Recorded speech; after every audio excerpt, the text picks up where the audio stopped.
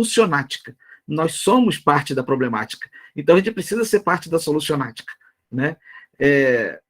Cada vez que o Gelson falou sobre uma criança que tentou cortar os pulsos por causa de um comentário de um professor. Há 2 semanas, um rapaz, na apresentação, na defesa do TCC dele na Bahia, uma professora, parece, não tenho certeza, fez um comentário ríspido, e o rapaz acabou se suicidando também, infelizmente, né? Então, os professores precisamos, né? Nós precisamos nos entender como parte da problemática também. E quando o professor toma uma atitude assim, ele colabora, ele empurra as pessoas, o aluno, para a insalubridade mental, né? Para um problema emocional que pode descambar, a gente sabe lá onde, né? Depende muito de cada um. Então, a gente precisa se entender como parte da problemática e assumir a responsabilidade por ser parte da solucionática. A gente tem que fazer parte da solução. Sim, olhar para o meu aluno e não pensar nele, meu aluno, minha aluna, e não pensar nele como um número, não pensar nele, no meu caso, como alguém para quem eu tenho que ensinar a gramática. Eu tenho que olhar para o meu aluno e me ver nele. Eu acho que é a maneira mais produtiva de fazer com que ele também possa se ver em mim, nem que seja por oposição, né? Mas que ele também possa se ver em mim, né? Eu acho que é por aí. Então, Maria, conto muito com a sua ajuda, com a sua participação, tá? Mais alguém?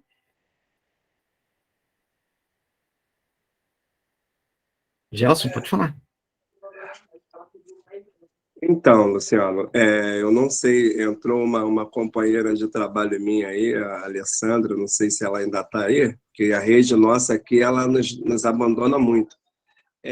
Se você me perguntar como eu cheguei a toda esse apanhado aí, é porque hoje eu estou presidente da Alfanit, que é uma instituição aqui em Niterói que cuida da saúde, que trabalha com os usuários da saúde mental e familiares.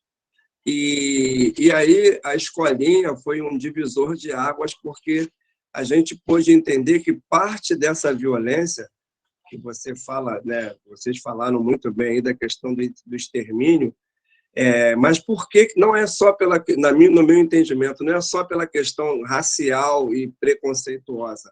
Simplesmente o cara também ele é inserido nesse meio violento dentro de casa. O que a gente tem percebido aqui é isso.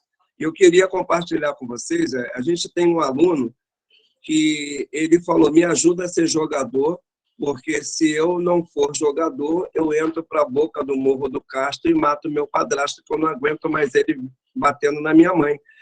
E aí, Luciano, assim, para mim, que não tem essa formação, a minha fala é mais um pedido de socorro a cada um que está aqui do que propriamente relatar o que está acontecendo. Como lidar com essa situação? A gente está tendo uma parceria com o pessoal da redução de danos do CAPES do Fonseca, e são pessoas muito competentes, mas por uma questão política, o poder público diz assim, nós não podemos alarmar, ainda não é o momento de tudo isso que a gente está tratando aqui agora. Mas aí eu cheguei para eles e falei, cara, a ONU já deu o sinal, já existe uma proposta da gente ficar de olho aberto. E qual o momento que vai ser o momento de dar o alarde? Está ruim, vamos agir. Eu prefiro a prevenção dentro da família, onde a gente, né, minimiza um pouco essa questão da violência doméstica, e aí pega esse atleta e tenta trabalhar ele, oferecendo a ele espaços culturais, passeios culturais, só que falta toda uma estrutura quando o próprio governo diz, não, ainda não é o momento, não está legal. Eu queria só dar mais essa contribuição aí para ver se melhora um pouco, e se a Alessandra tiver, eu acho que ela vai poder falar um pouco mais sobre isso, que ela acompanha de perto. É isso. Valeu, Gelson. Olho no olho. Se o aluno foi te procurar, é sinal que ele já confiou em você. Olho no olho. Isso é essencial, isso faz toda a diferença. Faz toda a diferença. O olho no olho. Aliás, assim, do ponto de vista, não é só um comentário quase esotérico, não. Recentemente, um neurocientista brasileiro chamado Roberto Lente, que tem se dedicado a pesquisar a partir de um olhar neurocientífico à educação, né, processo de ensino-aprendizagem. Numa pesquisa, Roberto Lente chegou à conclusão, a partir de testes, exames de imagem, tá? Então, não foi apenas uma conclusão, resultado de uma especulação dele, né? Ele mediu, né, e gravou em imagens isso. Quanto mais um aluno aprende quando ele interage visualmente com o professor. Então, a interação visual do professor com o aluno aciona, entre outras coisas, o funcionamento dos neurônios espelho. Então, o neurônio espelho basicamente é aquilo que a gente... alguém boceja, você tem vontade de bocejar também. Ou se você vê alguém se coçando, daqui a pouco você está coçando também. Né? Isso, muito grosso modo. Então, o aluno se espelha em você. E isso é um processo neurofisiológico mesmo, além de afetivo, emocional. Então, olho no olho. Se o aluno te procurou, é porque ele já confia em você.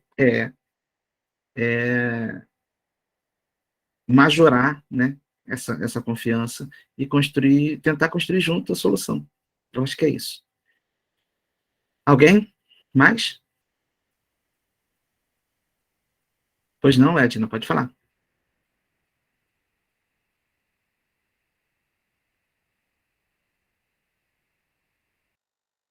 Eu acho que seu microfone está fechado, Edna. Desculpe.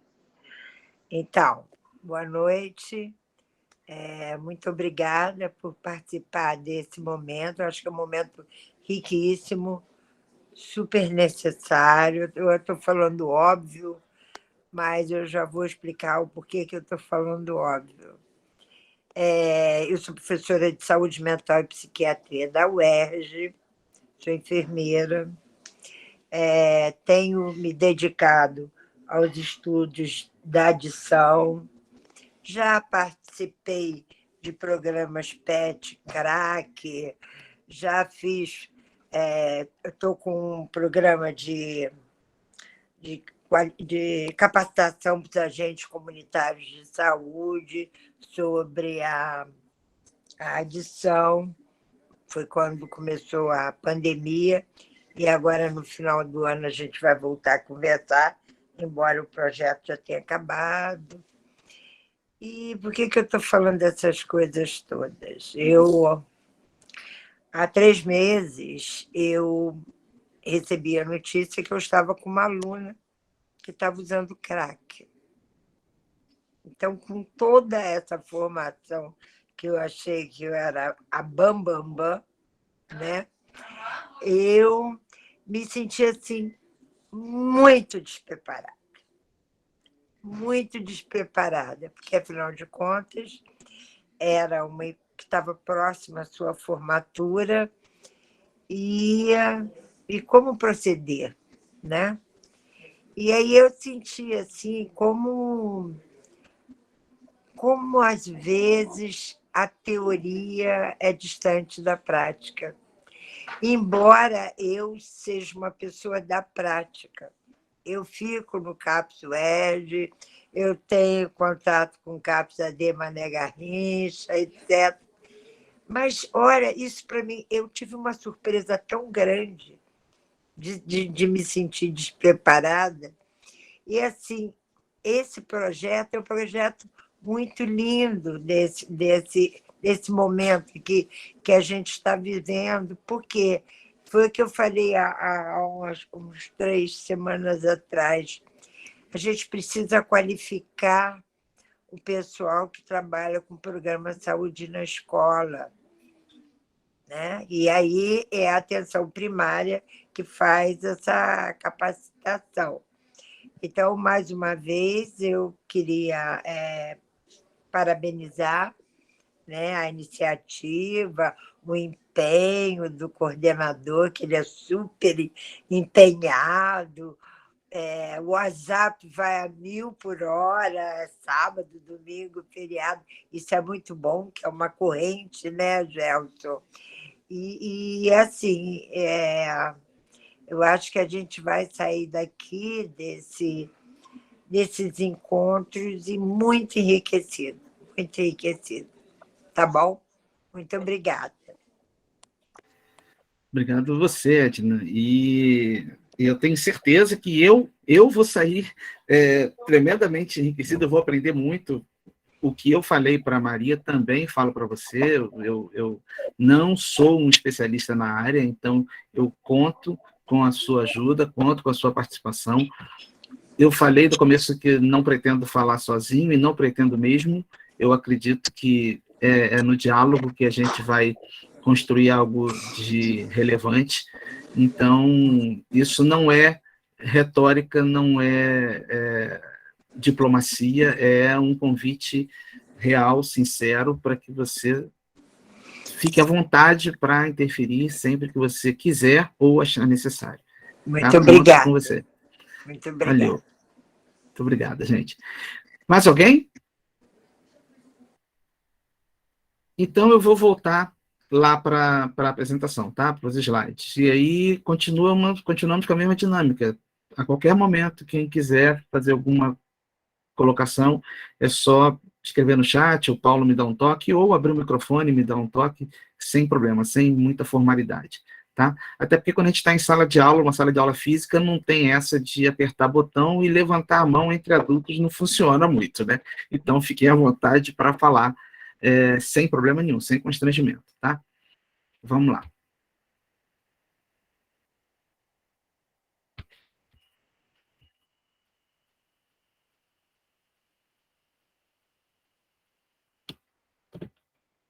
Então, eu tenho aí uma proposta de organização desses encontros, e é apenas uma proposta, não é algo fechado.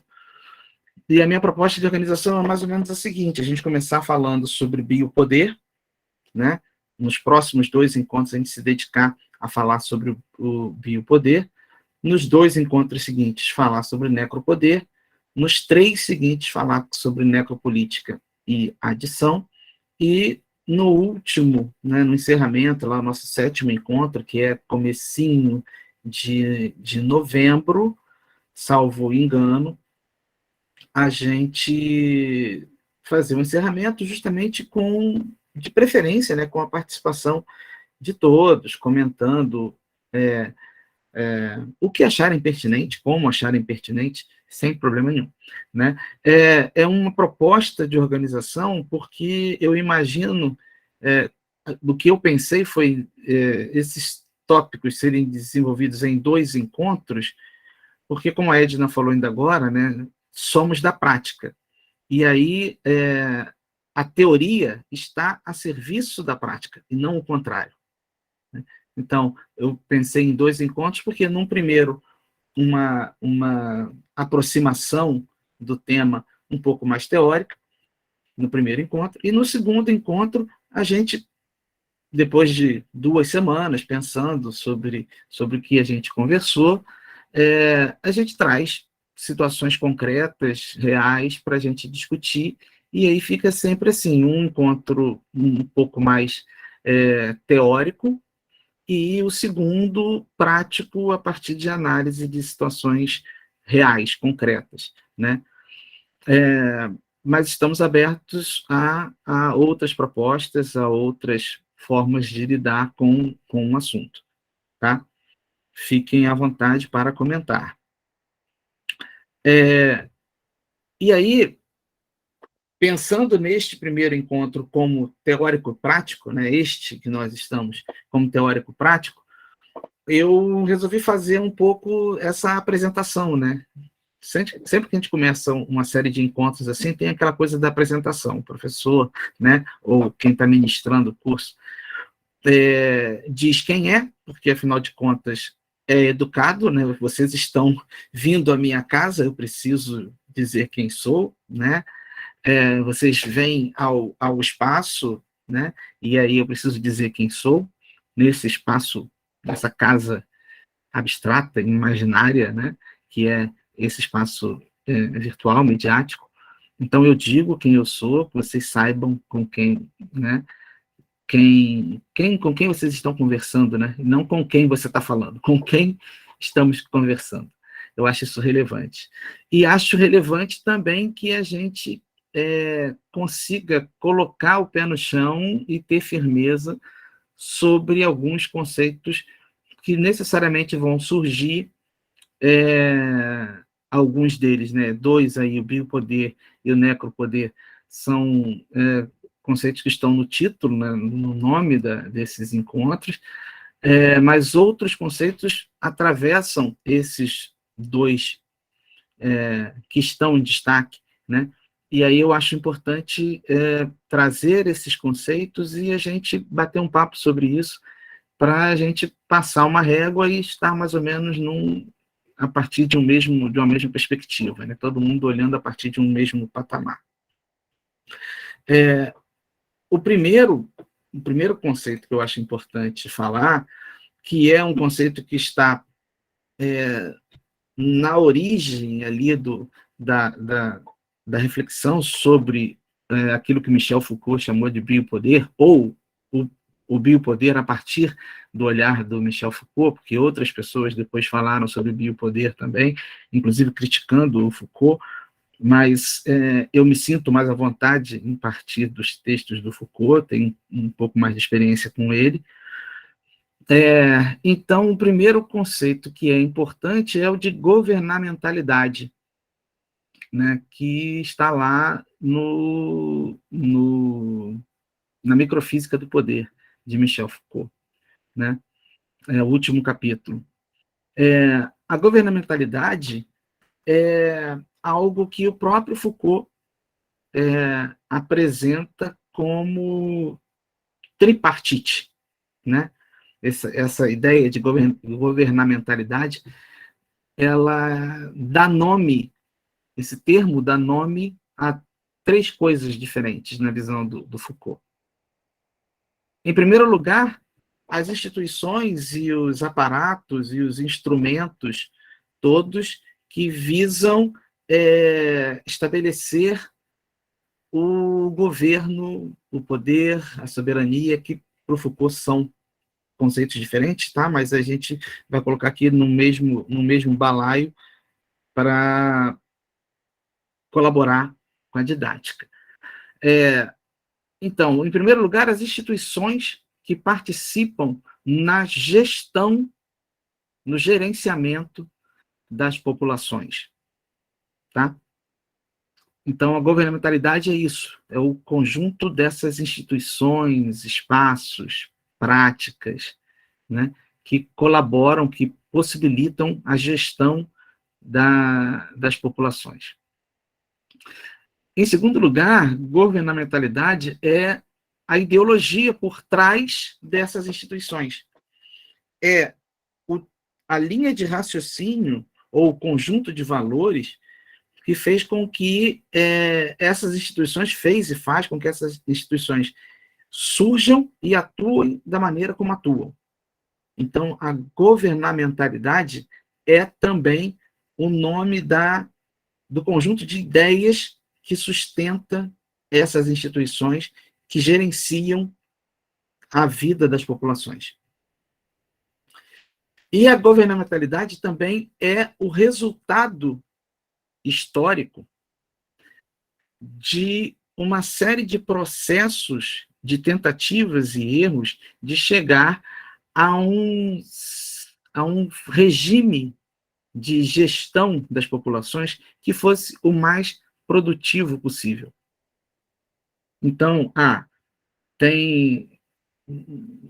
já teve o soberano, tem o Estado jurídico, havia o feudo, né, com o senhor feudal, que representava o poder e tudo mais. Então, o resultado, o produto histórico dessa busca por uma forma ótima de gerenciar a população, as populações, E o nome desse produto também é governamentalidade. Então, o que essa palavra que fala das instituições, das ideias e de si mesma, ela é, a grosso modo, uma teoria do governo, uma teoria da governança. Governamentalidade é o conjunto de ideias, práticas, instituições, o conjunto de consequências de práticas passadas que colaboram para a gestão, que permitem a gestão de uma população. Então, a gente pensa no governo de um país, o governo de uma cidade, o governo de um hospital, e aí dá para pensar, assim, no governo do hospital. Então, o diretor-geral do hospital, ele governa o hospital. E aí tem uma série de medidas que cabem a ele e uma série de medidas que as pessoas esperam que ele tenha também. E aí o governo desse diretor de um hospital, ele é mais ou menos efetivo, mais ou menos participativo, mais ou menos duro, mais ou menos doce, mais ou menos produtivo, conforme as atitudes que esse governante, diretor, assuma. Então, todas as práticas, as instituições, os instrumentos, as ideias que possibilitam a gestão de população, de grupos um pouco maiores de pessoas, têm a ver com governamentalidade. Chegando até a ser possível pensar na governamentalidade dentro de casa, na família. Então, é possível pensar num estatuto de governança dentro de casa. E aí, quem tem filhos sabe muito bem como é difícil chegar a uma estratégia que seja doce o tempo todo, suave o tempo todo, é bem difícil conseguir isso. E quem não tem filhos, basta lembrar da sua história, né, da sua condição de filho, e pensar nas pessoas que foram responsáveis pela sua formação, o trabalho que essas pessoas tiveram para lidar com o seu crescimento, né? Ah, mas eu não passei por isso. Então tá, então você vai pensar na falta que esse trabalho, a falta que essa figura, a falta que essa governança fez e faz para você. E é aí que muitos dos nossos alunos acabam sendo vitimizados, porque em política se diz, né, que não existe lugar vago, não tem lugar vago na política, sempre alguém vai ocupar. E aí, na falta de uma governança doméstica, quem governa é o de fora, né? Seja o Estado ou qualquer outro, seja o Estado, seja o líder religioso, o líder da facção criminosa, alguém vai ocupar esse espaço de governança, né? E boa parte dos nossos alunos lida com isso. Voltando ao exemplo do aluno que o Gelson falou, né, que, pelo amor de Deus, me faz jogador de futebol, senão eu vou tomar uma atitude violenta com relação ao meu padrasto, ele está sentindo falta de uma figura de governança que seja mais compatível com a expectativa dele do que é ser governado, né? Então, a governança é alguma coisa que se mostra até na falta. Tá? Não sei se fui claro, e volto a dizer, fiquem à vontade para me interromper. No bojo, então, dessa noção de governamentalidade, é aí que o Foucault fala em biopoder, que é, em linhas gerais, o gerenciamento da vida. Então, Biopoder é o poder de gerenciar a vida. A vida de quem? De uma pessoa ou de uma população inteira.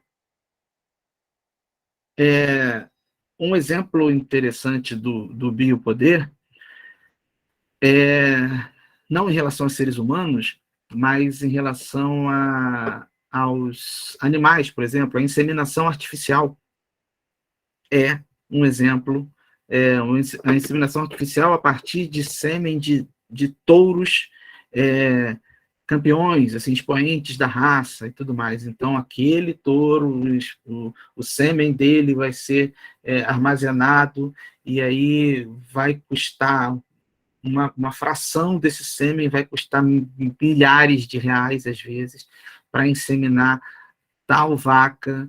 É a gestão da vida sobre um indivíduo. E aí a gente vê sobre as pessoas, sobre as populações, de maneira geral, esse biopoder sendo exercido, por exemplo, na revolta da vacina. Quer dizer, a política pública do Oswaldo Cruz, né? Vou vacinar todo mundo na marra, tem que vacinar, né? A proposta do Oswaldo Cruz, que foi levada a termo pelo presidente, na época que eu não me lembro quem era, é um exemplo do biopoder. O Estado agindo para gerenciar e, nesse caso, preservar a vida da população. Esse é o biopoder. O poder de gerenciar a vida.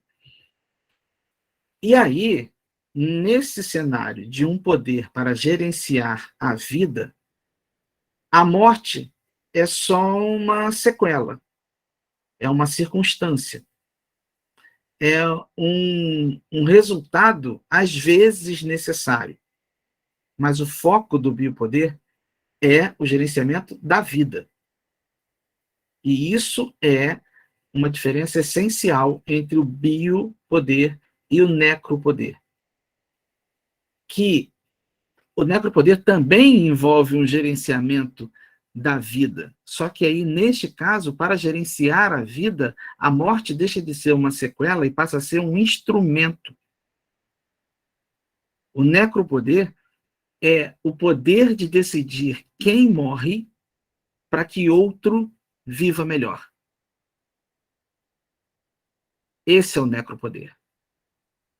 Então, no biopoder, o poder de gerenciar a vida visando o melhor, visando o bem comum, o bem daquela comunidade, né, daquela população específica. Então, o biopoder é exercido pelo governo para gerar o bem comum. E aí, nesse sentido, a morte acaba sendo uma sequela. No caso do necropoder, a morte deixa de ser uma sequela, deixa de ser algo que não se evita para ser algo que se procura. O necropoder envolve a produção da morte para levar a uma vida melhor para um outro grupo. Então, alguém tem que morrer para que eu viva melhor. Eu não vou viver bem, eu não vou estar em segurança enquanto aquele outro estiver vivo. Então, para que a minha vida seja boa, é necessário matar aquele outro. Essa é uma demonstração do necropoder. E aí o Estado faz isso. Os Estados fazem isso. Decidem quem deve morrer para que a elite, uma certa fatia da população, viva melhor, viva mais segura. E aí um exemplo cabal do necropoder é justamente o extermínio de judeus pela Alemanha nazista na época da Segunda Guerra Mundial. Um inimigo foi eleito, e aí para que a Alemanha, para que o povo alemão esteja bem, é necessário exterminar aquele inimigo, que naquele caso era o judeu. Tá? Voltando então ao biopoder, esse poder, essa potência de gerenciamento da vida,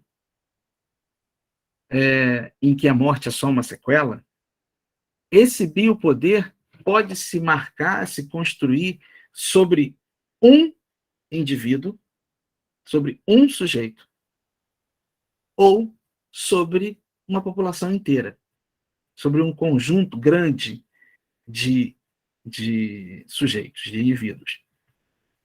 Quando o biopoder se exerce sobre uma pessoa, a gente fala, o Foucault fala em disciplina ou docilização, né?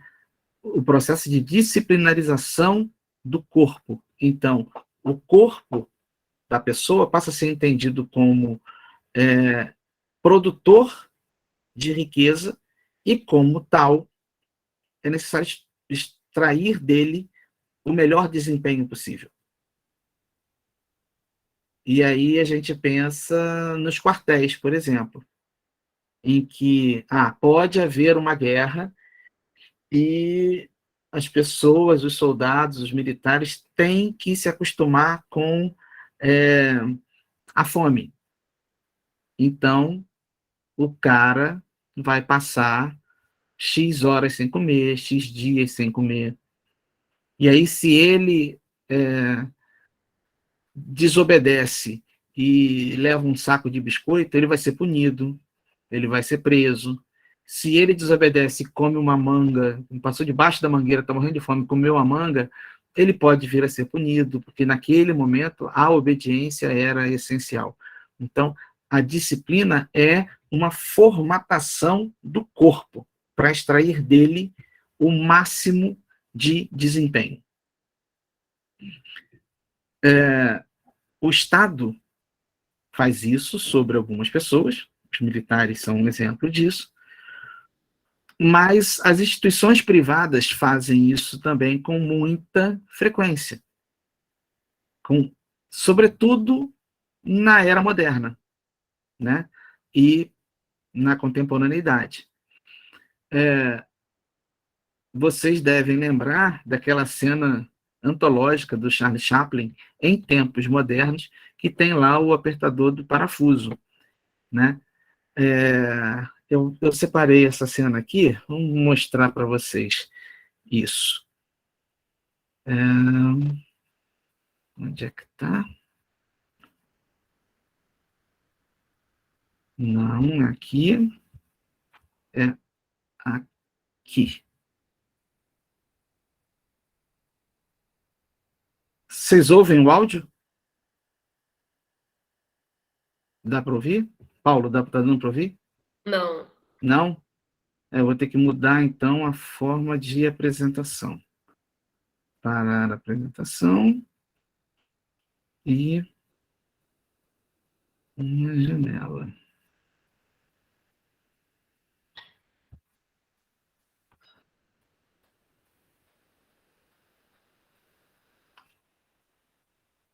Agora ouvem?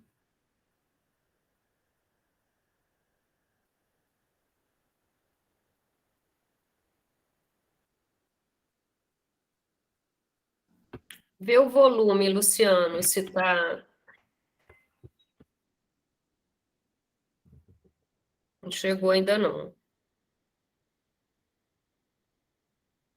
Não. Gente. Bom, Chaplin é cinema mudo, né? Vamos fingir que foi intencional e que não tem volume? A gente vai entender bem a proposta.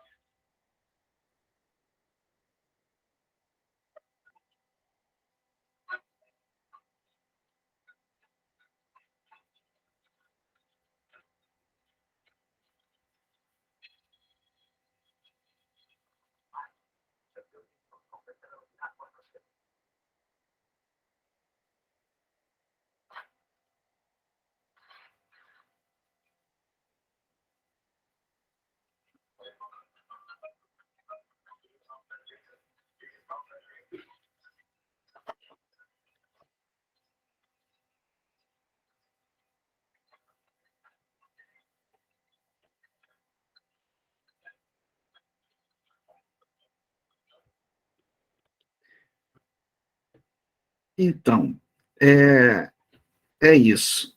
Vocês veem que o controle sobre o corpo é tamanho que o funcionário já saiu da esteira e o corpo continua o movimento. Isso é um exemplo claro do que é a disciplina, segundo Michel Foucault. E aí, a disciplina como uma manifestação do biopoder.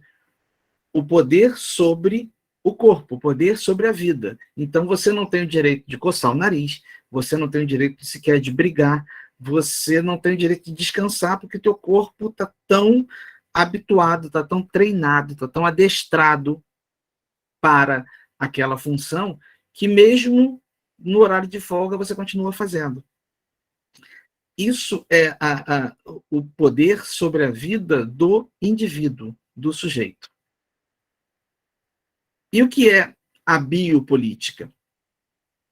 A biopolítica é esse gerenciamento da vida, essa tentativa de extrair o máximo de desempenho do sujeito, só que aplicado a uma grande população, ou a um grande contingente de pessoas. A gente pode pensar na biopolítica, como eu já falei, a estratégia de vacinação em massa, lá por Oswaldo Cruz.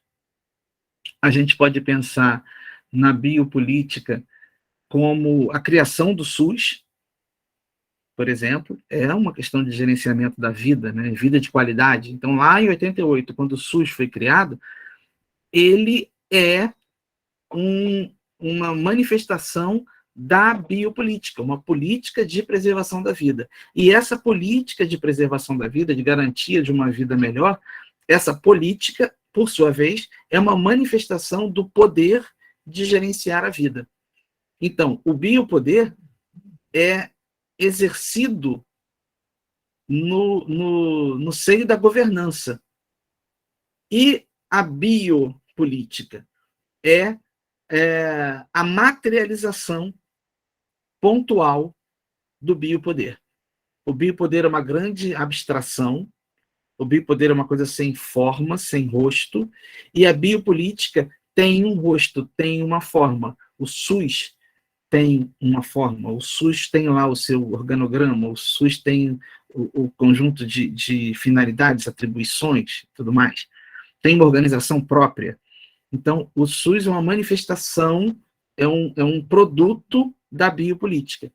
E a biopolítica, por sua vez, é a materialização do biopoder. O biopoder como essa instância abstrata, sem rosto, né?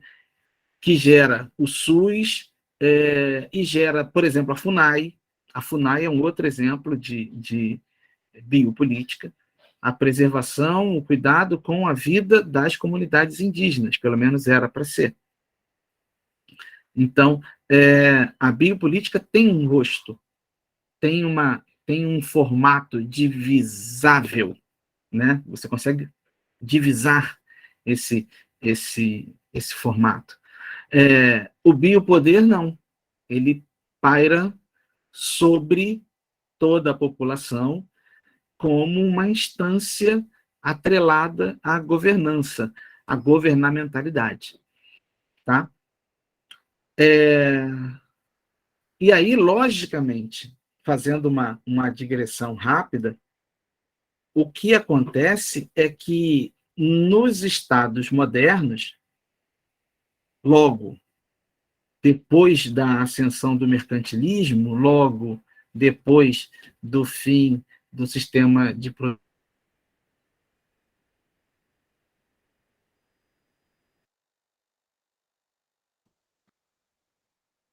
Congelou para todo mundo?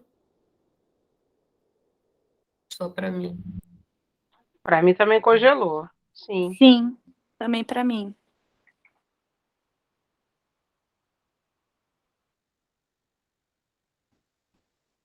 Esperar para ver se ele identifica, né, que ele está congelado, talvez caiu, vou poder voltar, guardar, né, Paulo? Cadê Paulo? Sem problema nenhum, ele já vai retornar. Retornando.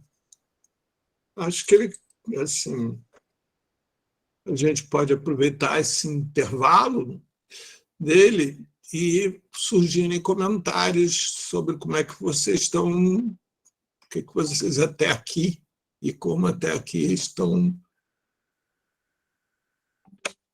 Luciano parece estar retornando. Não, ele saiu, vai retornar agora. Mas alguém tem algum comentário a fazer? Alguém quer expor alguma coisa sobre o que foi falado até aqui? Fala, Gelson. Como sempre, né? Eu gosto de falar mesmo, gente. Eu estou encantado aí com a clareza com que o Luciano traz cada palavra que para a gente é muito nova, essa docilização, tipo assim, que palavra dentro do meu imaginário pensava 1000 coisas menos o que ela realmente é. E eu pedi para que a Alessandra entrasse aí, porque a gente tem uma reunião amanhã para tratar exatamente de como nós podemos cuidar do corpo sem esse sacrifício, sem todo esse domínio que o governo oferece, porque a gente tem uma pessoa que, querendo ou não, é quem gerencia o corpo dos nossos alunos, e a forma como está sendo abordada aqui, para mim, está sendo muito interessante, porque eu acho que eu vou conseguir falar um pouco mais amanhã sobre esse assunto. E é isso. Luciano, a gente aproveitou que você caiu a internet, e aí estamos escutando comentários a respeito da tua fala até aqui. Que bom. Vou passar a bola para você de novo. Vai lá, Alexandra. Oi, boa noite. Eu faço parte do projeto junto com o Gelson, né, aqui na Teixeira. E, assim, no momento nós estamos passando pelo um professor que está sendo, assim, totalmente exagerado no modo dele agir com as crianças. Amanhã a gente pediu uma reunião extraordinária, porque as crianças estão sentindo muito. O corpo está falando e ele não está entendendo. Falei, como seria bom ele participar de uma reunião, de uma aula dessa que ilumina tanto a nossa mente. E eu fiquei, assim, encantada realmente com tudo que eu estou ouvindo, porque é muito difícil você lidar com crianças que eles têm pouca resistência, né, no momento que nós estamos com a alimentação muito enfraquecida. Isso também impede muitos de evoluírem, né, no seu crescimento, né, até no seu modo de estudar, não ficam com a mente muito boa, né, porque os alimentos não suprem as necessidades que eles precisam. E a gente tem essa preocupação dentro do nosso projeto, que nós mexemos com tudo, né? Com a família, com a alimentação, com as crianças, com a saúde, e a nossa preocupação toda está em cima disso. Para mim está sendo assim, estou muito feliz por estar participando dessa aula. Que bom, Alessandra, que bom, obrigado. Silvia, você ia falar? Você quer falar? Por favor, fique à vontade.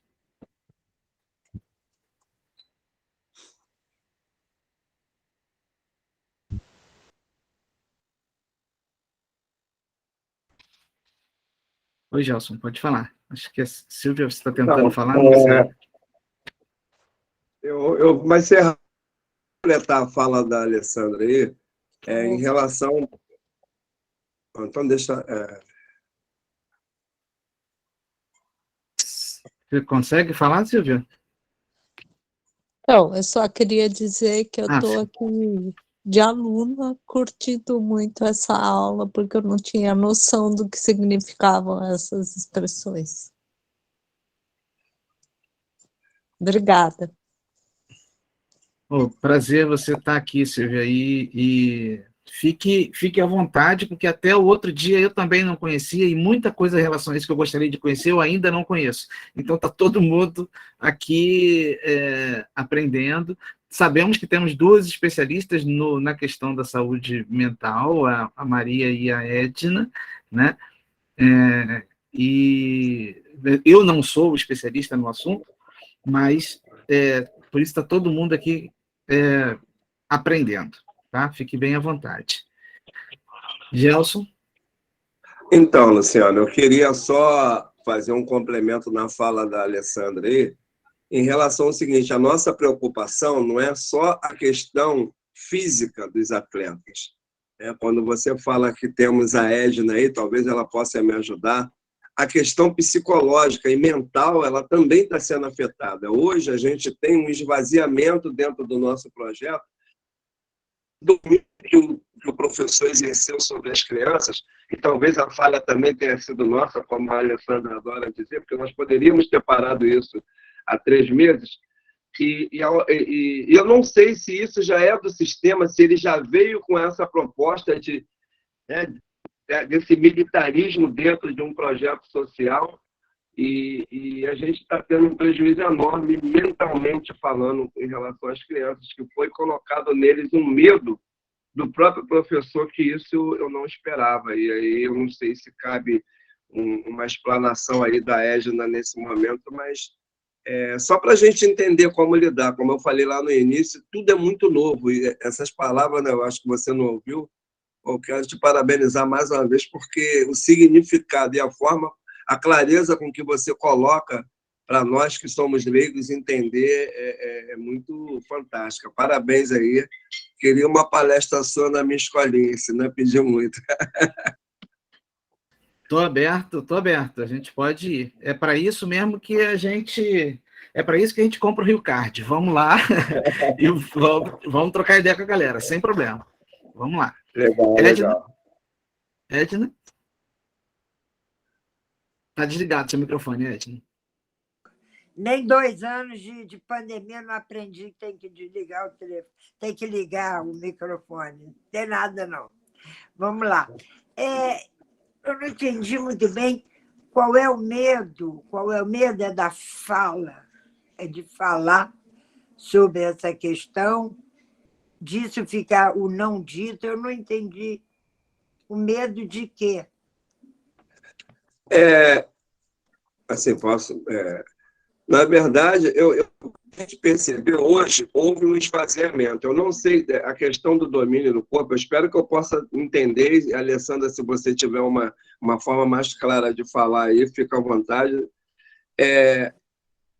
O Luciano começou falando sobre a docilização, e essa palavra me chamou a atenção, porque o corpo, né, segundo ele, produz riquezas, na minha escrita eu coloquei assim, que busca uma melhor forma, uma vida saudável, uma coisa legal. E o poder sobre o que o professor exerceu sobre as crianças, ele está sendo nocivo ao tempo todo, que criou um sentimento que nós não esperávamos, que era o sentimento de medo do professor. O Luciano começa me dizendo que o garoto que me procurou, que vive uma situação violenta dentro de casa, ele tem em mim uma confiança. E aí, eu não sou técnico, eu não tenho esse diploma de gerenciar a parte educacional. Mas o cara... E aí, ao invés dele também poder olhar olho no olho, as crianças abaixam a cabeça e falam assim: pô, fulano, hoje eu não vou. Então, o medo é esse, o medo pessoal. Eu não sei se isso se encaixa, criou um medo dentro desse domínio que ele exerceu. Mas não é um terrorismo que ele coloca, é a forma ruim. Deixa eu tentar explicar um pouco. O que ele fez? Ele passou para as crianças que, conforme o erro deles de fazer um exercício físico, traria eles pagando, ele paga 10 flexões.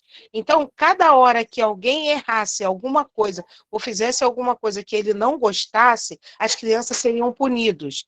Então, o que aconteceu? A cada dia que foi passando, eles foram ficando com medo de errar. Então, eles ficaram automaticamente, o tempo todo, achando que se eles errassem, o professor ia punir. Então, eles passaram a não querer fazer o exercício e nem participar por medo do professor.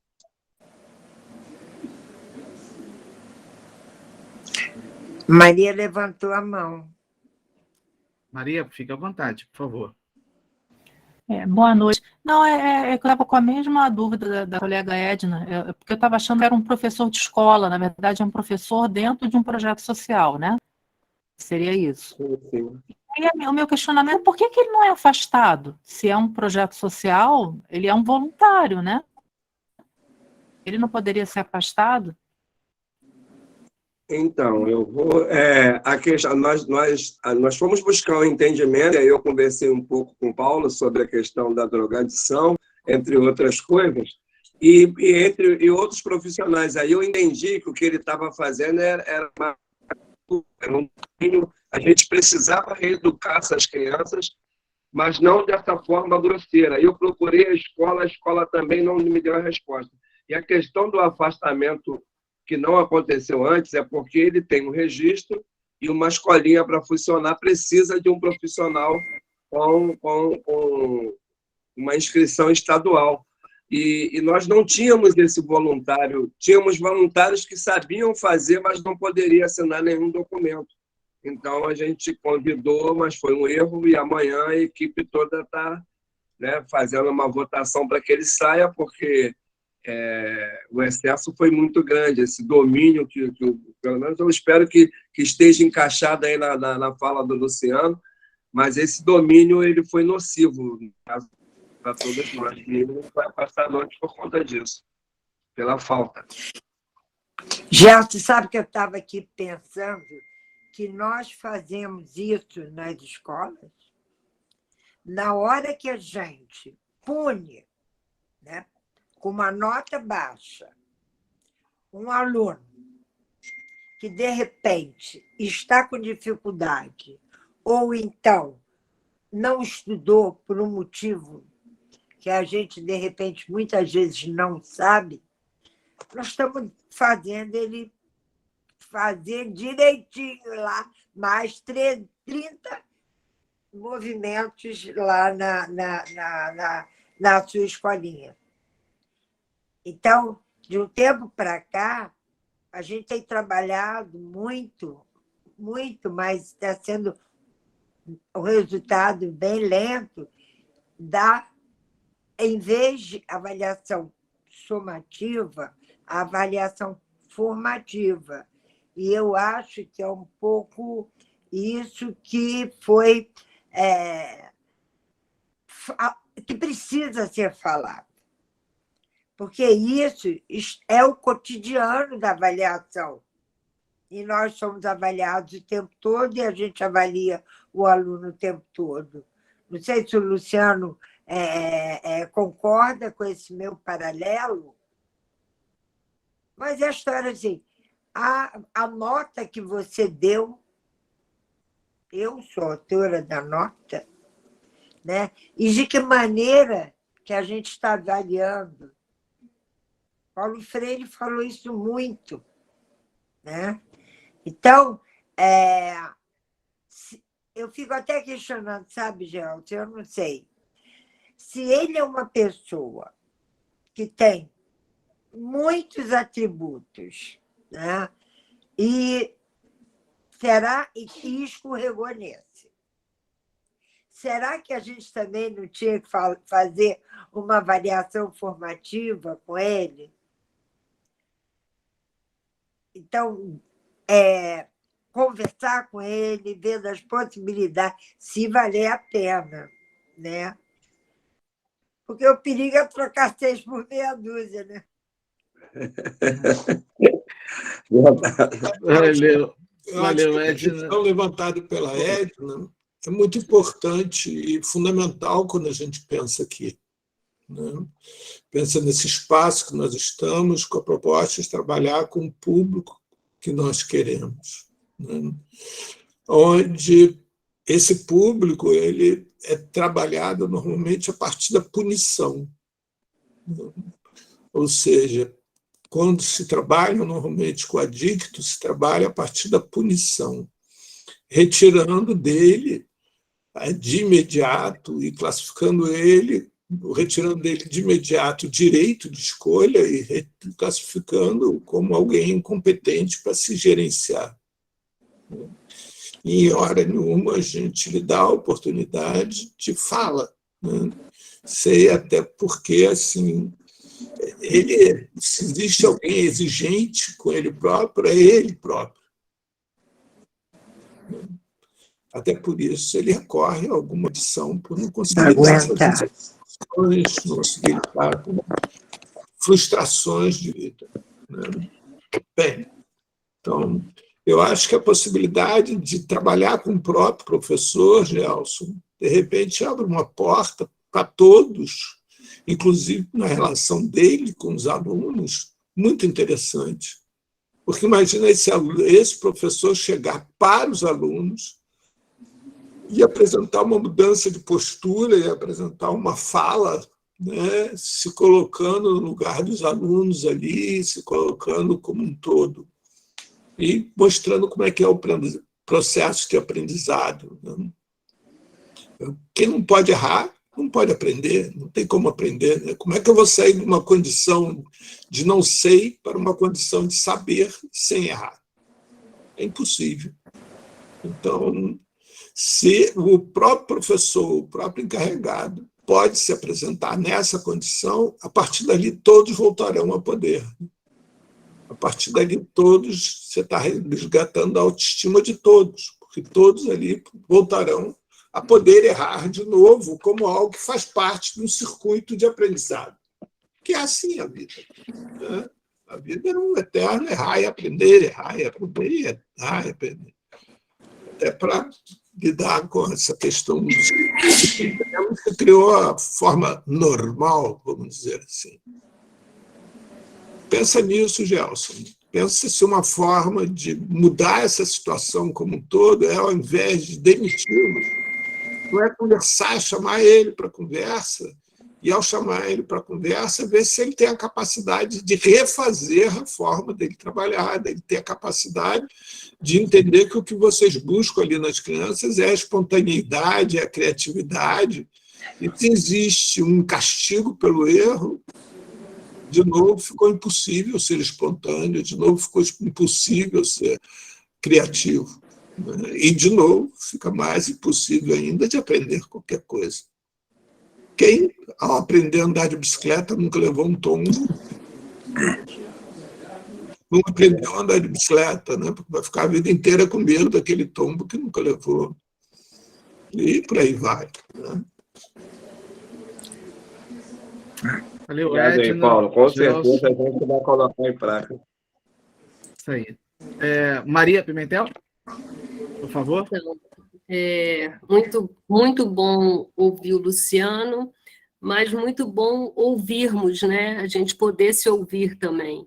E aí eu acho que a Edna traz uma questão fundamental, né, Edna? Quando você tira de uma particularidade, né, que é a situação que a gente estava trazendo, e coloca a escola nesse lugar, né, como o Paulo falou, que é o que você falou mesmo, né? Na verdade, quando o Luciano traz esses conceitos para a gente entender por onde que o poder se realiza, né, se atualiza, por onde ele passa, a gente sabe que a escola é um dos principais mecanismos de atualização desse poder, né? Então, a gente está falando de um poder que ele é geral, ele é abstrato, mas ele só se dá no ato, na vida, né? Nessa incorporação, quando a gente introjeta, né, essa disciplina e essas formas de se submeter, né, a essa lógica capitalista. Então, é disso que a gente está falando, né, Luciano, quando você traz de forma tão apropriada esses conceitos para a gente poder refletir sobre eles. E aí a Edna vai no ponto, a gente está falando da escola, né? O Foucault vai eleger, né, essa disciplinarização, ela é necessária no processo de produção moderno, né? E aí o Luciano, mais uma vez, traz isso para a gente ver, mas ela vai se estender a partir das nossas instituições, a família, a escola, a questão da saúde mental. Então, eu até vou me redimir, viu, Luciana, porque eu falei assim, na verdade, eu tenho me debruçado sobre a discussão da violência praticada pelo Estado a partir das relações da venda do varejo das drogas na periferia. Mas eu acho que dizer hoje que a gente é especialista, né, ninguém aqui mais pode, porque a gente está tratando de questões que são muito amplas, qualquer uma dessas, né?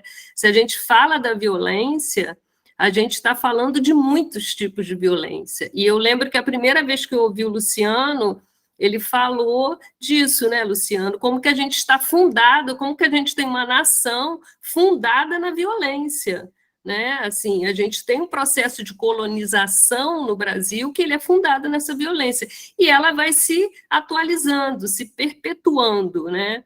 Então, a gente está falando de formas diferentes de violência, isso já é muito complexo. A gente está falando da questão das adições, que também é muito complexo, né, Edna? Quando você fala, eu achei que eu estava preparada para lidar com uma situação, e quando essa situação se coloca para a gente vai ter atravessado nela, né, todo esse consenso social que deixa, torna a questão das drogas um mal em si, né, a demonização disso. E como a gente desconstrói isso para olhar para isso a partir realmente da forma com que ela aparece, né? Então, a gente vive numa sociedade que tem muitas drogas, ao contrário do que a gente costuma ver, né? A maior parte das drogas que circulam na sociedade são lícitas, né? E a gente poderia falar várias aqui, mas tem aquelas que foram escolhidas por uma questão, né, que está colocada aí em elementos históricos para serem não lícitas, né? E como isso vem produzindo essa violência toda que a gente está falando, e essa nossa dificuldade de lidar com isso, né? De lidar com uma coisa que ficou tão colocada de uma forma tão equivocada que fica difícil para a gente pegar nela, né? E permeando tudo isso a questão da saúde mental, né, Gelson? Porque essa não é uma realidade de Niterói, eu sou de Niterói, venho acompanhando algumas escolas e discutindo isso não é uma realidade de Niterói, a questão da saúde mental hoje é uma realidade pós-pandemia, ela está colocada no mundo, né? Mas é verdade que a gente está enfrentando isso de uma forma mais acirrada, porque pela própria ONU, o conceito de saúde mental tem a ver com condições de vida. Então, por isso que a gente está falando, que são questões muito complexas que a gente está falando. Não dá para tirar 30 milhões de pessoas hoje que vivem abaixo da linha da miséria da discussão da saúde mental. Não dá para tirar 60 milhões de pobres da discussão da saúde mental. Não é isso? Porque isso tudo é uma produção de falta de possibilidades de vida. Então, no final, a gente está articulando muitas questões muito amplas e muito complexas. Então, que o Luciano traz, como é que a gente pensa isso nessa governabilidade da vida? Como é que eu governo uma vida, né, e que, na verdade, uma sociedade onde os vieses do poder estão presentes o tempo todo, né, Gelson? E aí, quando eu falei da questão racial, infelizmente, é estatístico, não precisa nem a gente elaborar muito, né? 80% dos jovens que foram mortos pela polícia no ano passado, do Rio de Janeiro, eram pretos, 80%. Né? No Brasil, esse número cai um pouco, mas ele fica um pouco, quase 80%. Então, a gente está falando, se a gente for pegar o sistema carcerário, é a mesma coisa. Né? A gente está falando de um sistema que, se você for ver o perfil, ele é muito próximo ao perfil de quem sofre essa violência letal e de quem está nesse encarceramento em massa. Então, você está falando de que quase 80% do nosso sistema penal está composto por jovens e negros. Então, isso não é à toa, né, Luciano? Eu acho que quando você traz os conceitos é para a gente entender isso.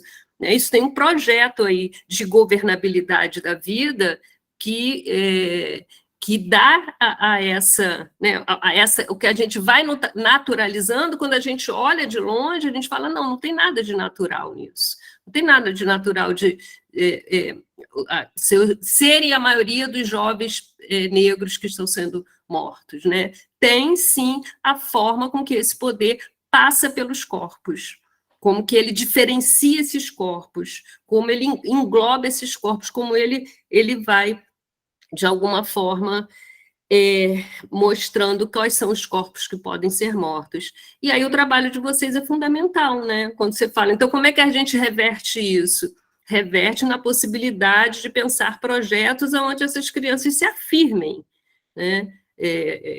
E aí toda essa discussão que vocês mesmos estão trazendo e as possibilidades da gente ampliar ela, né, como vocês colocaram aí. Então, vamos pensar que essa talvez não seja a melhor forma de lidar com crianças, que a gente quer que elas sejam, que elas busquem a sua integridade, né, enquanto seres humanos, enquanto cidadãos, enquanto futuro.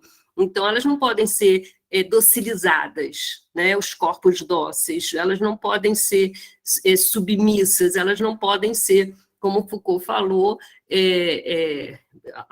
totalmente subjugadas nessa sua potencialidade de vida. É isso.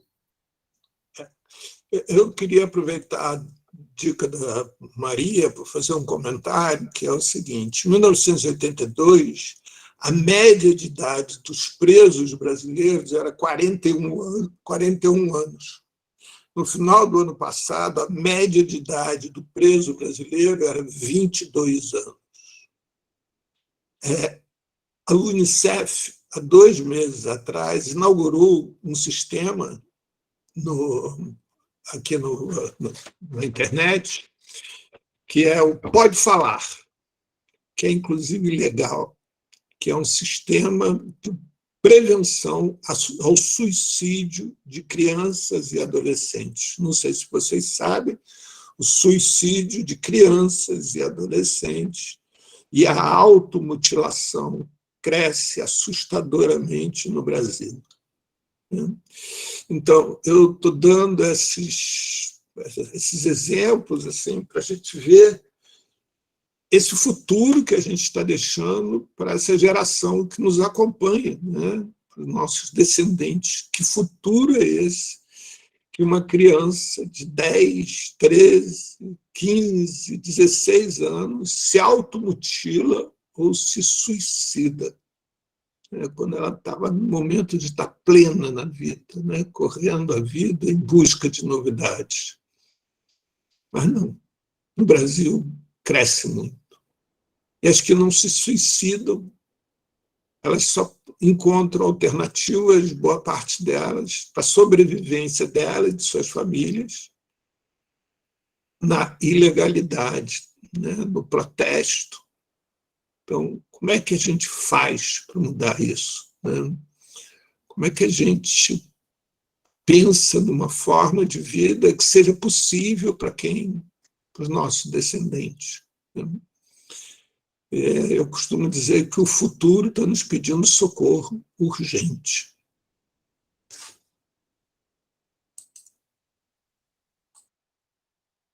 Gente, é isso aí.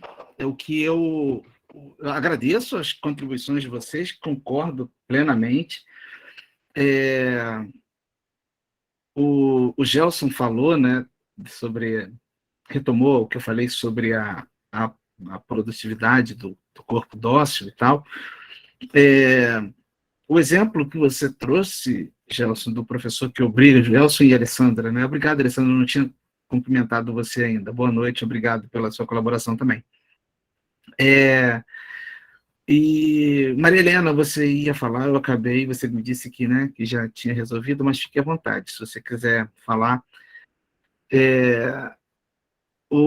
Que essa prática desse professor, Gelson, é um exemplo do que é a disciplinarização. Olha, você precisa fazer desta forma, senão você tem uma punição. E aí, o aluno vai se tomando conta cada vez mais de si mesmo para fazer cada vez da maneira mais certa no olhar, segundo o olhar do outro. E aí, daqui a pouco, um aluno vai começar a criticar o outro, um aluno vai começar a entregar o outro, e aí todos passam a assumir um comportamento padrão, meio que em linha de montagem, não é à toa que o Chaplin usou a linha de montagem, né, como metáfora, e aí automaticamente não, em decorrência desse processo de disciplinarização, daqui a pouco todos vão estar fazendo exatamente da mesma forma. Então, a ideia de tirar o máximo proveito do corpo não é no sentido de gerar saúde para o indivíduo que habita aquele corpo, sabe, Gelson? Assim, o professor age sobre o corpo do outro para tirar do corpo do outro o melhor desempenho para ele, professor. Tá? Então, o dono da fábrica faz isso. Ele age sobre o funcionário para extrair do funcionário o máximo de produtividade, não para ele próprio, dono da fábrica, não para ele próprio funcionário, mas para o dono da fábrica.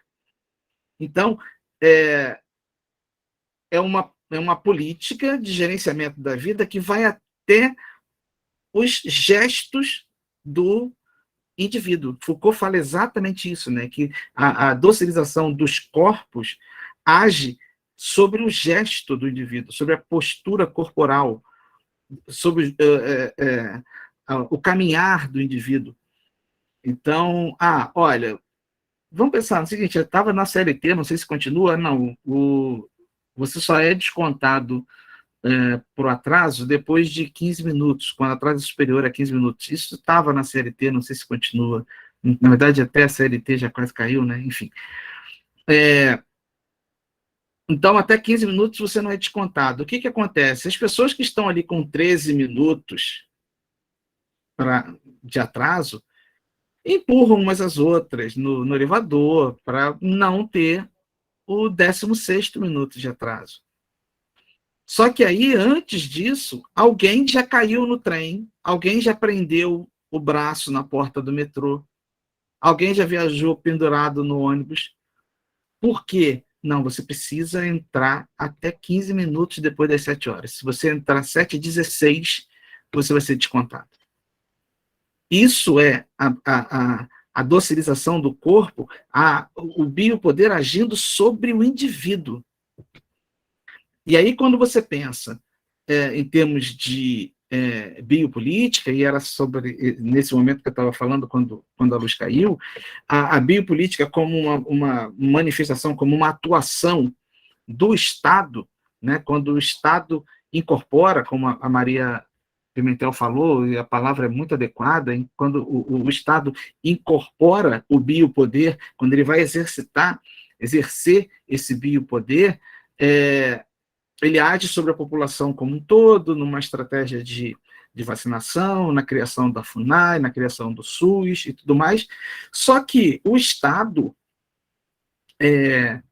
o governante, os governantes, estão num sistema democrático e num regime capitalista, os governantes estão tremendamente interessados em se manter governantes e, para isso, agradar ao capital. Então, o capital se apropria da biopolítica. O capital se imbui, né? Quer dizer, o capital também incorpora o biopoder. E aí, quando o capital, quando o dinheiro, quando o empresário, quando o banqueiro, quando esse indivíduo incorpora o biopoder, o que sai daí não é uma política de vacinação em massa, é uma reforma trabalhista.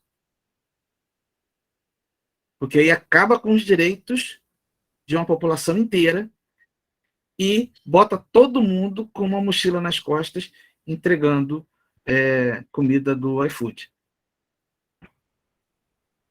E chamando isso de empreendedorismo. Entende? Então, quando o capital se apropria do biopoder, e isso é muito fácil, porque o governante, que é a pessoa com legitimidade para incorporar o biopoder, o governante tem interesse de se manter governante, para isso ele quer agradar o capital.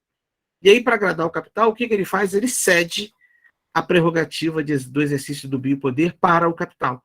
E aí o capital, ao invés de fazer vacinação em massa, o que o capital faz é sugerir cloroquina. O que o capital faz é acabar com a reforma da Previdência. O que o capital... acabar com a reforma da Previdência, não, acabar com a aposentadoria por meio da reforma da Previdência. Né? Então, você vai ter que trabalhar assim, você vai trabalhar até a véspera da sua morte. Entendeu o que é usar o corpo, usar a vida? A reforma da Previdência é um exemplo do biopoder. Só que o biopoder é exercido pelo capital via Estado. Entende? Então, e perceba que até agora a gente não falou na morte. A gente não falou na produção da morte. O que a gente falou foi da extração do máximo de potência e produtividade, do máximo de força de trabalho do corpo e da população. Então, o professor que vocês estão falando, ele age sobre o corpo do aluno na tentativa de tirar do corpo do aluno o máximo de produtividade. Para ele, aluno, não. Para ele, professor. Por quê? Porque o professor vai ganhar mais, vai ganhar um salário maior se o aluno dele for um exímio cobrador de faltas? Pode até acontecer. Pode até acontecer. De repente, aquele aluno treinado por aquele professor tremendamente rígido vai virar um outro Neymar. E aí, aquele professor tremendamente rígido vai virar um empresário desse aluno. Pode acontecer.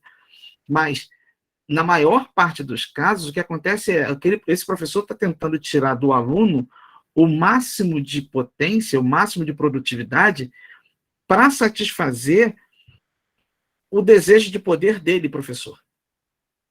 O desejo de poder que, na verdade, é manifestação do recalque. Porque, muitas vezes, o sonho do oprimido não é se tornar livre, mas é se tornar opressor. Paulo Freire também dizia.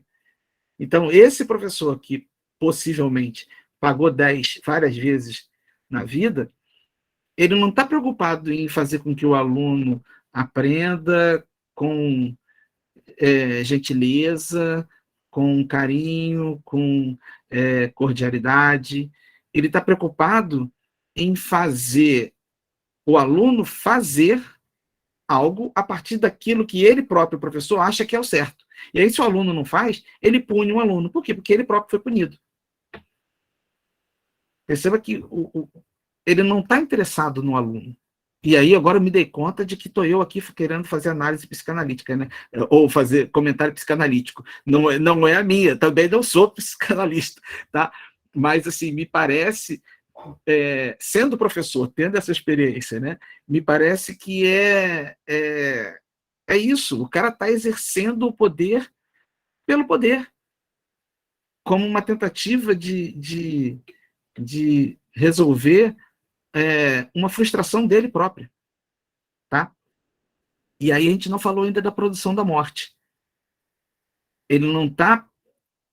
Quando a gente falar em necropoder, é o seguinte, eu não quero só ter uma vida boa. Eu não quero só ter comida na minha mesa. Eu não quero só ter um teto sobre a minha cabeça. Eu quero não ter usuário de crack na minha porta, porque ele estar ali incomoda a minha vida. Então mata ele. Essa é a produção da morte. Quando você coloca isso em escala maior, governamental, o necropoder, a produção da morte, está, por exemplo, eu separei esse vídeo, mas eu quero ouvir a Alessandra, quero ouvir você de novo, Gelson, também. O exercício desse poder de eliminar fica estampado em letras garrafais e fundo em neon na fala do Wilson Witzel: só vou atirar na cabecinha. No Wilson Witzel descendo de helicóptero na ponte Rio-Niterói, o helicóptero do BOPE, o governador desce e comemora o assassinato de uma pessoa. Isso é, assim, a necropolítica escancarada, sem qualquer tipo de maquiagem. É o Estado comemorando o assassinato de uma pessoa. Isso é a necropolítica. Luciano, desculpe fazer esse parênteses. Toda vez que acontece uma chacina, a intenção de voto no governador cresce. É só para complementar aí a sua análise. Sim, é isso. O Wilson Witzel foi eleito com uma votação tremendamente significativa em regiões muito pobres, muito precarizadas e oprimidas pela violência do tráfico ou das milícias. Ele foi eleito, sobretudo, com os votos vindos daí, né? O que é muito, muito louco, né? Assim, a identificação do oprimido com o opressor, né? Alessandra? Luciano, sim, Paulo, pois não. Faltam 10 minutos para a gente concluir. Sim. E aí, só para, senão a gente vai acabar, eu te convido a começar o encontro seguinte com esse vídeo que você queria passar. Sim, sim. Mas, que tal a gente escutar Alexandre Gelson? Vou ser bem breve. Sim, é isso. Pois não, Alessandra, pode falar. Oi. Olha, a sua análise em relação ao professor, mesmo sem você conhecer e mesmo sem assistir, você foi perfeito. Ele realmente tem essa postura, que parece que realmente um recalque. Ele tentou passar para as crianças aquilo que ele não conseguiu fazer com ele mesmo, o que ele passou na vida. E assim, nós estamos em altas discussões realmente para chegar num acordo de como trabalhar com esse professor e tentar mostrar para ele que o que está errado. O ruim é que ele se acha muito capaz, muito inteligente, e ele não acha que ele está errando, ele não consegue enxergar. Eu estou pensando em levar um espelho e pedir a ele para se olhar, sabe? Porque, de repente, ele olhando para ele, ele consiga enxergar aquilo que ele não está conseguindo ver. Porque é ruim quando você acha que você sabe mais do que os outros, mais do que um psicólogo, mais do que um terapeuta, mais do que qualquer pessoa. Para ele acha que ele sabe mais. É isso que é ruim. O diálogo com ele é difícil porque nós falamos, diminui. Eu falei para ele assim, em vez de você ficar falando para eles fazerem 10, muda de flexão, muda de flexão para um agachamento, mexe com outra parte do corpo. Tenta motivar as crianças a fazerem outros exercícios para eles mexerem com o corpo inteiro, não só com os braços e as pernas. Ele aumentou de 10, ele passou para 15, de 15 já que reclamou, ele foi para 30. Ele não aceitou o argumento. Isso é ruim. Complicado. Deprimente. Ele é o capataz lá que no filme do Chaplin aumentava a rotatividade, né? A rotação das máquinas para tirar ainda mais. E, na verdade, o capataz, o que ele está fazendo assim, é defender o interesse do dono da indústria. É uma imagem forte, sobretudo para quem é negro, mas é a figura do Capitão do Mato, né? Muitos, e aí tem muito professor, não só professor negro, professor branco, professore, funcionando como Capitão do Mato. Assim, eu vou ali e vou atacar, vou provocar dor naquele que está supostamente sob meu comando. Por quê? Porque eu, como subordinado, tenho que aturar essa dor o tempo todo, então eu vou provocar dor no outro também. E aí, assim, nesse momento, assim, que Alessandra, é nesse momento que eu lembro da estrelinha atrás do caderno, sabe? Na última folha do caderno, estrelinha. Pô, em vez de pegar e dar o castigo porque o aluno não terminou de copiar o quadro, senta junto com ele, vê se ele está com algum problema, escreve menos no quadro, e a hora que o aluno escrever, vai lá e bota a estrelinha atrás do caderno dele, pô, parabéns, e tal, não sei o quê. Ele próprio vai se sentir capaz, ele vai tentar mais. Não é tão difícil. Não é tão difícil. A questão é que a gente perdeu, em algum lugar da história, a gente perdeu a humanidade, né? E é necessário resgatar essa humanidade. Gelson.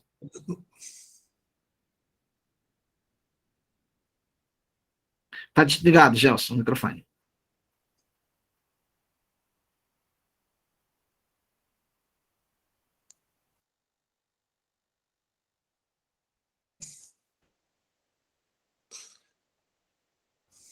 Está sem som, né?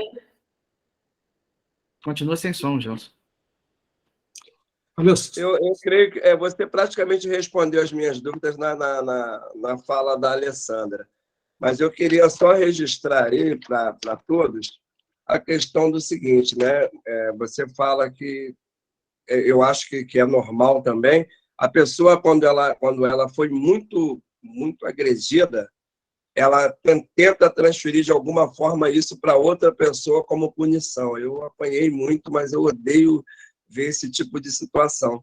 E, assim, a minha dúvida contigo, Luciano, a necro,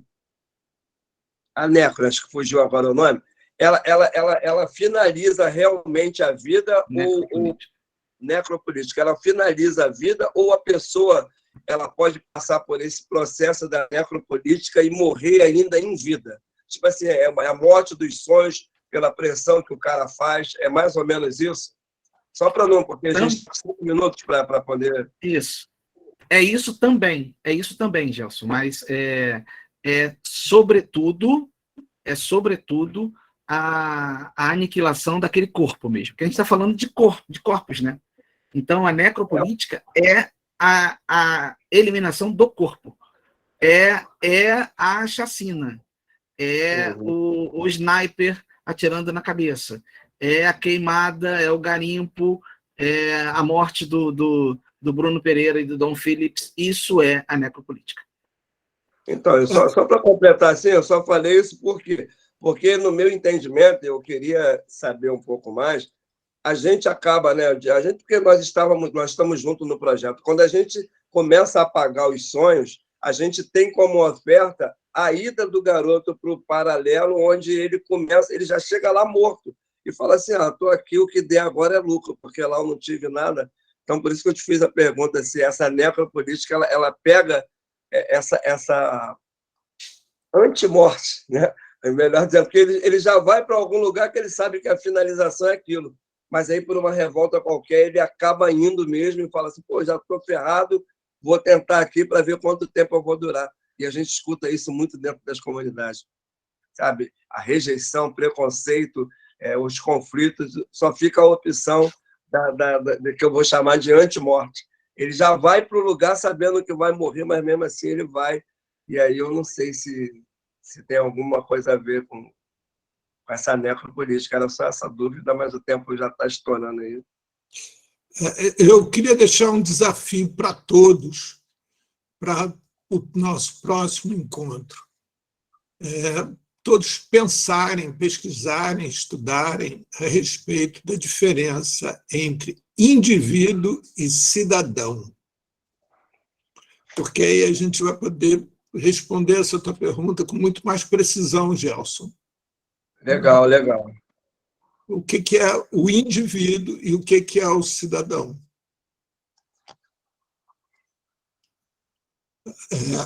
Bem, eu acho que assim a gente tem material para o próximo ano de estudo só a partir de hoje, né? Se a gente pensar que a gente ainda tem mais alguns encontros, a gente tem material para muitos anos de estudo. Então, eu vou sugerir à turma falar mais, porque senão o Luciano vai deixar a cabeça da gente cheia de coisa para pensar para o resto da vida. Aí eu sugeriria que cada um de nós pegasse material, trouxesse para cá e trocasse cada vez mais, para poder todos nós estarmos aqui, sairmos daqui com a cabeça cheia de minhoca, mas sem um nome, mas muitos nomes das minhocas. O que você acha, Luciano? Uma boa ideia. Concordo plenamente, Paulo. Assim, eu acho que a gente tem material para dar uma pensada. Acho que essa diferença entre indivíduo e cidadão é uma diferença essencial, né, para a gente compreender essas questões do biopoder do bio e do necropoder. Eu já coloquei aí no chat algumas sugestões de bibliografia, né? Que o material básico de que eu parti para falar essas coisas que eu falei com vocês. E se vocês tiverem a possibilidade de ler, quem ainda não leu, eu acho válido, né? E até, assim, associar, o Gelson, associar mesmo a nossa experiência cotidiana mesmo. Sim, tem uma fala do professor Muniz Sodré, e eu vou encerrar a minha fala citando o professor Muniz Sodré, que foi meu supervisor no pós-doutorado, e é uma fala que ele fez para mim, pessoalmente, né? Então não está em livro, não está em lugar nenhum.